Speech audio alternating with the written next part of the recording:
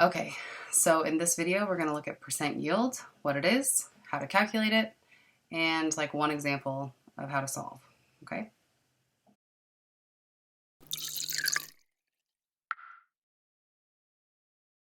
All right. Hey everybody, what a weird week, am I right? Okay, but we're going to look at percent yield, what it is. Here we go, okay? Percent yield is not difficult at all, okay? You all actually inherently know what percent yield is, and you calculate it all the time.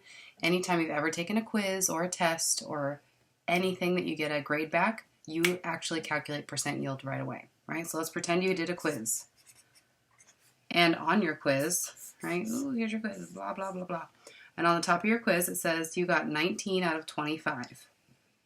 Neat, right? That means nothing to you. And right away, you all know exactly what you do when you get this quiz back. You put in your calculator, you say 19 divided by 25, and you get some kind of decimal, and then you go times 100, because you turn that decimal into a percent. And then boom, you get whatever the percent is, 76, and you find that percent that you got on that quiz, right? We all know how to do this. This is percent yield, okay? Not hard.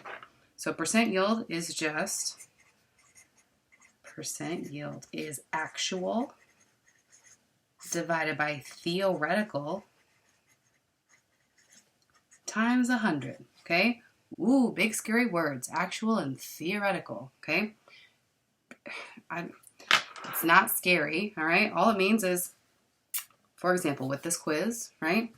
The actual is your actual score. What did you actually get on this quiz? You actually got 19. So 19 divided by theoretical is how much you theoretically could have gotten on the quiz. What's the total, right? The theoretical on that quiz would have been 25. So 19 out of 25. And then because we're finding a percent, you turn a decimal into a percent by multiplying by 100. So you just multiply by 100. Okay, not difficult, all right? So typically in chem, okay, when we're solving these for our chemistry problems, almost always your actual is going to be your lab data, okay? Almost always. So, you know, you did a lab, you get a product, you measure the amount of product you made, and that's going to be your actual, right? How much you actually got from that reaction. Your theoretical is going to be the number you calculate, typically from stoichiometry. Ooh, again, another big scary word, right? So your actual is going to be your lab data. Your theoretical is going to be some kind of math number that you calculated, all right? Which again is why stoich is so important. So one example, okay? If I had an easy equation, very typical type of question, okay? You have 4.2 grams, you have some amount of a reactant, and it reacts, all right? And you collected some amount of product. Now figure out what's your percent yield. How efficient were you in making your product, okay? First step is to please make sure you balance your equation, okay? Don't forget. You'd be shocked. Well, it's always shocking to me how many questions are missed just because people forgot to balance their equation. So don't let it be you that forgets to balance the equation, all right? So a 2 here and a 3 here, and that's a 1, okay? And then we need to do a little bit of stoich, right? So we need to find our theoretical, because our actual is already given to us, right? How much do we actually make in lab? Well, we actually collected 20 grams. So boom, our actual is found. We need to find our theoretical, which means we have to do a stoich problem, right? So 4.2 grams of H2. We need to get out of grams of H2, get into moles of H2. So to go gram to mole, we do molar mass. So 2.02 to 1. All right. Now, Let's cancel stuff out. Okay, so I've gotten rid of grams of hydrogen. Now I'm in moles of hydrogen.